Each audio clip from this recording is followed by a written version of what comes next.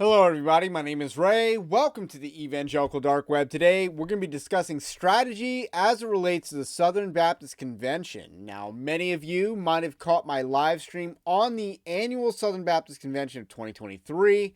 I had a lot to say about that at the time, but now I'm going to talk about SBC 24 and how Southern Baptists can move forward to save their convention, to save the cooperative fellowship that has existed for over 100 years and has already been saved once way before I was born. So it's in danger again. It's potentially worse than it was in the early 80s, late 70s. And we're going to discuss how they can save the SBC, or what really is their only option to save the SBC, and it's not a good option, and the option is Al Mohler. I can't believe that I'm the one articulating this point, but it does seem to be where the pieces are lying and moving towards. You definitely see Al Mohler making inroads towards Christians in the Southern Baptist Convention, while the Christians and the conservatives and all that, they don't have any leaders. They are rudderless. They are not really in control of the movement, specifically as it relates to the Mike Law Amendment and the other tangible policy outcomes that they need to drive. They're not really in the driver's seat. So we're going to discuss why Al Mohler might be who they should nominate in 2024, and whether the Mohler gambit is worth pursuing. And I'm going to say yes, it is, because there's not really a better option on the table. I'm not making up this strategy. I'm just observing that this seems to be the natural course of action among conservatives in the Southern Baptist Convention. So we're going to talk about that. But first, I wanted to let you know Evangelical Dark Web is a Christian news gathering and commentary ministry. Part of our news gathering did involve live streaming the Southern Baptist Convention and providing, color commentary on that. So that was part of it, but otherwise we cover topics not just Southern Baptist, but all over the place in evangelicalism. So the least you can do is like this video and subscribe to this channel, to this podcast, if you are new. But, if you want to do more, we have a Patreon-like system that we built, and you can support us there. And now let's turn our attention to this article that I wrote and have not published yet. I'll publish it when I publish this video. Can Al Mohler save the SBC? So this is not the article or video podcast that I want to make or write. As someone who is not Southern Baptist, I did grow up Southern Baptist. So I was baptized by a Southern Baptist church, and I remain Baptist to this day in my conviction. I find myself having a more vested interest in saving the Southern Baptist Convention than most Southern Baptists. In the post-game analysis of the annual Southern Baptist Convention, I see true Christians largely leaderless in the fight to save the SBC. Last year, I disavowed the Conservative Baptist Network as a viable voice for Christians to take back the SBC. Now, this is critical to the argument that I'm making, is that the CBN sucks. And we'll talk a little bit more about that, but I do want to remind you that I did make this take in, I believe, August of 2022. I disavowed the CBN. So this isn't just me saying now in 2023 that these people don't know what they're doing and they're not really building a game plan to, save the SBC. I said that in 2022. In 2023, they really disappointed my already low and diminished expectations. As a result of the convention this year, I only see one viable path for Christians to take back the SBC. It's not an ideal strategy. It's a high-risk strategy that doesn't promise any return on investment. The strategy is Al Mohler. So that's what we're going to be talking about. And next section is called CBN Folly. That stands for Conservative Baptist Network, by the way. I remember speculating on who would be nominated to challenge Bart Barber's re-election bid. One of the names I mentioned was Al Mohler. So this was an article that I wrote for members only at Evangelical Dark Web. So if you were a Patreon-like subscriber to Evangelical Dark Web, you got to read this article. The name that was not mentioned was Mike Stone. So I was speculating who would be nominated to challenge Bart Barber. I had 4 names, and I listed them in order of my theoretical betting odds on them. And Mike Stone was not on the list. I did not foresee the strategic folly of nominating a man who lost in 2021 and gave the nominating speech to the losing candidate in 2022. Perhaps they viewed Bart Barber as invincible, therefore they, nominated a losing candidate on purpose. But at no point did Mike Stone come close to making a compelling case as to why Bart Barber did not deserve a second term. Thus, the CBN has further tainted their brand with a pitiful performance in the South. Now, it's worth noting, Louisiana is in the South, the Bible Belt. It is a quintessential Bible Belt state. They even have a seminary there, New Orleans Baptist Theological Seminary, in New Orleans. I think it's in New Orleans. I assume it's actually in New Orleans. But with that said, in the deep South, in the Bible Belt South, they did horribly. So that's worth noting. They couldn't win in Indianapolis. Not Indianapolis. We'll talk about Indianapolis. They couldn't win in Anaheim. They couldn't win in Nashville. And then they got, just absolutely curb stomped like Edward Norton in American History X. They just bit the curb in 2023. So absolutely poor performance by Mike Stone. One of my predictions for SBC 23 was that Bart Barber would crush his re-election bid, and he absolutely did that on the first ballot. Obviously, there's only 2 people, but still, I didn't think there would be a runoff regardless. So the CBN has tainted the brand yet again. I think each year they just get worse and worse as a brand goes because they aren't articulating the case. They aren't making the case that there's a liberal drift in the SBC. They come across as a power grab move. So with that said, the case for Al Mohler. The case for Al Mohler is not built on his ability to save the SBC, as Al Mohler is a major contributing factor to all that plagues it. The wokeness, the Me Too. It's worth noting that I'd like an SBC president that isn't being sued for defamation. That'd be nice, but we can't have nice things. It is, however, built on the idea that an Al Mohler presidency would give the conservatives who elected him a seat at the table and 2 years of getting some appointments as opposed to 0 appointments. Bart Barber created the Abuse Reform Implementation Task Force, and it's unclear who in that task force isn't a liberal. Bart Barber, so Al Mohler might represent a jump from 0% to 20% when it comes to appointments. If you're thinking this doesn't sound like an appealing strategy, then you're reading me correctly. But there does not appear to be a better alternative. Additionally, an Al Mohler presidency could shift the Overton window in the SBC in a more conservative direction. And I think that's probably the biggest win you can get out of this, is an Overton window shift. Because Bart Barber shifted in a liberal direction because Bart Barber is on the liberal team. That's why he appoints liberals. But nonetheless, Al Mohler could shift it in a conservative direction, even though he's not conservative himself.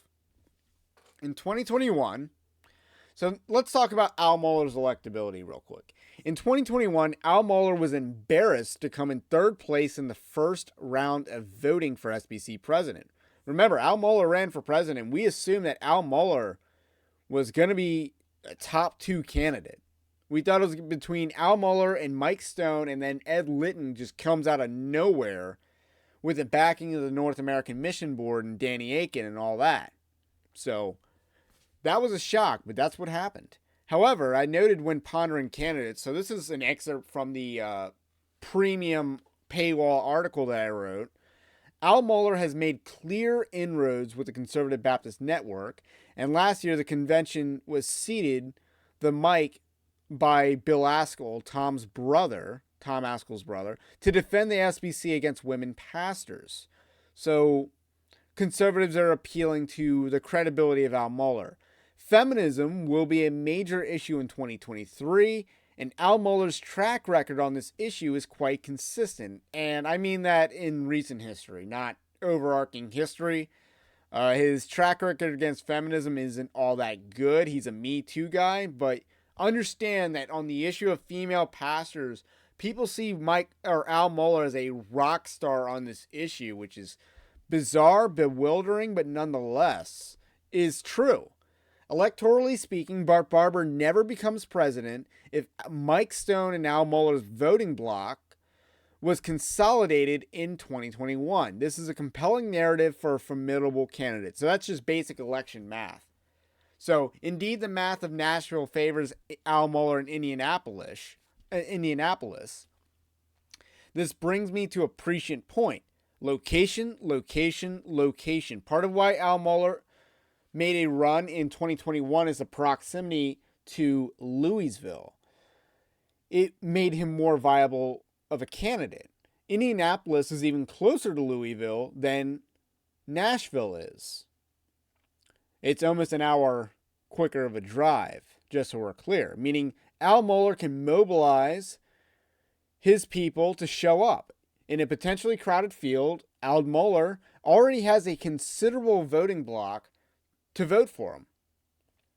And the inroads he has made with the CBN would supplant the Mike Stone type of vote from 2021. So in other words, the math lines up for Al Mohler's reemergence. Ultimately, this move is not about saving the Southern Baptist Convention, as it is about buying time and building a farm system of leaders. So, just like in Major League Baseball, in order to succeed in the majors, you need a minors. You need a farm system. The conservatives, like Dusty Devers, kept appealing to Al Mohler on the convention floor in a desperate attempt to win the room. Although I am not sure they don't realize that Al Mohler is not one of them, they are playing a political game. What I argue is to play the political game as best you can if it's to be played. If you're going to play politics, do it right. Here's the thing about me. I am far more of a political junkie than I am a Theo bro. I just want to be clear about that. I could easily be called a Theo bro, but I'm far more of a political junkie. It's just far more my lane. That's my comfort zone. I don't find reading the early church fathers for fun all that appealing. But a lot of Theo bros do, but that's just not me. Much more of a political junkie. So, play politics, play it right. The conservatives are leaderless, titleless, and ultimately running out of time. Meanwhile, the liberals are building a deep bench of company men that shape the denomination for the foreseeable future. This includes Dean and Sarah. This includes Bart Barber, for instance. He was their third string pick for president last year when Ed Litton couldn't do it. And then Willie Rice couldn't do it. They had Bart Barber. They had a bench. And then so they got Mike Keobone, Dean and Sarah, Brent Leatherwood. They got a deep bench that they're developing of younger talent than a lot of the boomers that we see. So they got a Gen X bench here of liberals. That's bad news, Bears. So we need a bench. We need a roster. We need a lineup. That's one of the problems conservatives have. Meanwhile, if you are to stay in the Southern Baptist Convention, then fight. Give the bare minimum that you need to qualify for messengers, the exact number of messengers you want to send, and fight. I commend the conservatives for improving the situation from last year. Just to be real, I did not see a situation in which the conservatives could take back the SBC last year at this time. My mind has been changed on this. I see a path forward. You need the urge to purge and pass this Mike Law amendment, and you execute that urge to purge using the Credentials Committee. And then you change the electorate by getting rid of all the rot. And I think God will bless that. That's your path forward. But you need leaders. Personnel is policy. And again, that's the political junkie in me talking. Personnel is policy. You need personnel. So this strategy is about getting personnel in the game, because they got zero personnel currently. So if you can get 0 to 20%, that's an improvement, but that's the best choice you have. As opposed to losing and getting nothing, you could win and get 20%. That's the best option you got. And then maybe the next time around, in 2026, 2026, you can nominate a viable candidate that's one of you and win. That's the game plan that I'm talking about. It's about buying time and getting some seats at the table in the meantime, because that's what's not improved over the last 2 years. They've lost seats at the table, specifically with the executive committee, which is more conservative, or at least was more conservative than the messengers. So, let me finish. I commend the conservatives for improving the situation from last year. I really do. They did a better job this year, especially given the Mike Stone candidacy, because he was a terrible candidate. I said that from the beginning. He was a terrible candidate, and I was proven right about that. So, ultimately, what I'm talking about here is making a difficult decision. A difficult decision needs to be made with regards to strategy, and unfortunately, I don't see a preferable option than to leverage a voting block in order to get concessions from Al Mohler. That's what this is about. If you want to play politics, which is what the CBN has been trying to do, they're trying to act as a political party within the SBC. They're trying to act as the Freedom Caucus of the Southern Baptist Convention. If they want to play politics, play it right. Get some concessions out of it. You need to make gains. They aren't doing that. They're nominating crappy candidates, and it's costing them. It's hurting them, because each year they lose